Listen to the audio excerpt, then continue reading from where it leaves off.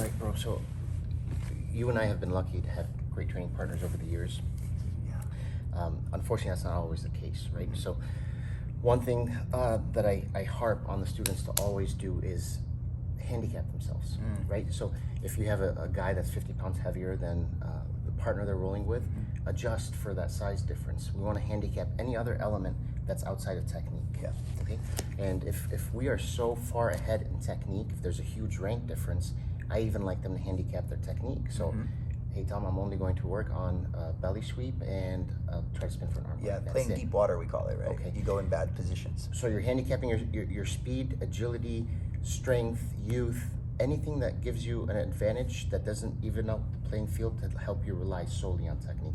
And I think that's where people see the most growth. Yeah. And until we get new guys to step out of their muscle head mentality, they don't really progress much. Right. I mean, if it's working for them, the strength is just, that's all they're going to stay with. Right.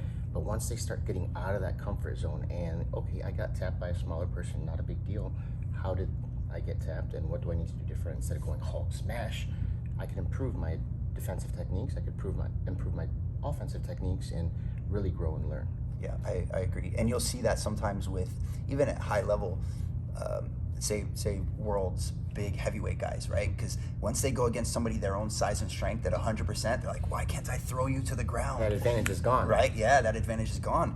And so they because they didn't handicap themselves in training, right? They didn't have the technique. They didn't learn the details of the takedown or the details of the sweep or the whatever, right? And now they're going against somebody their size or potentially bigger, right? I always jokingly say with my guys, like, always pretend or imagine the other guy is bigger, faster, stronger, better looking, makes more money, all these things, right? And all you have is technique, right? So if you're stronger than them, there's no reason, like, really, like you said, handicap it. Like, for me, it was flexibility, right? Like, I had a really good guard when I was coming up because I was super flexible. But then I was like, well, I'll never learn how to play deep water. Like, what if, as I get a higher belt, somebody does pass my guard or somebody does get me in a bad spot? So then, like you said, when you're a higher belt or you're, you know, a better technician maybe than the other person, handicap, play deep water, let them get that choke and see, you know, say a move takes 10 steps to get, give them 2 step 7 and see if you can get out. If you don't, tap, good, right? They got 7, 8, 9, 10, right? If then you can go down to 6 or 5 and see, and then they're fine-tuning those submission details and you're fine-tuning your escape details, you know? And it's still a refinement of skill. Yeah, absolutely. We're not playing with power or speed. Exactly right, yeah.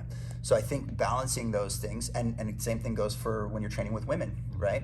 Maybe you're 50 pounds or 100 pounds stronger than them. There's no reason to be like mean and elbow across the neck or some sort of thing that's just not gonna submit them. It's just mean. Right. You know, if you're playing like you and I, or we're playing with our buddies and you wanna do stuff like that and you guys have an agreement, like you wanna do certain moves that are kind of fine.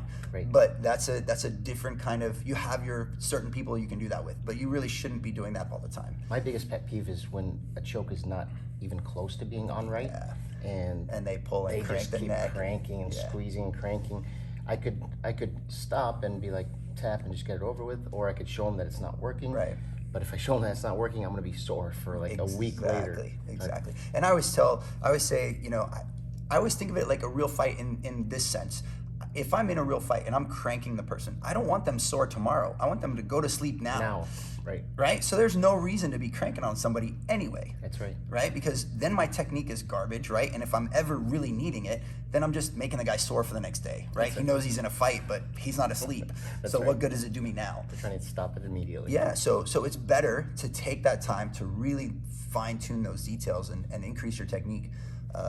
So that you get better for that reason, if nothing else, you know? And the other thing is, I always say again, don't break your toys, right? If you break your toys, you have nothing to play with, right? So if one of us injures the other person, now I'm down a training partner, you know? So we want to take care of each other and again, raise each other up, bring each other up, help each other get better, you know?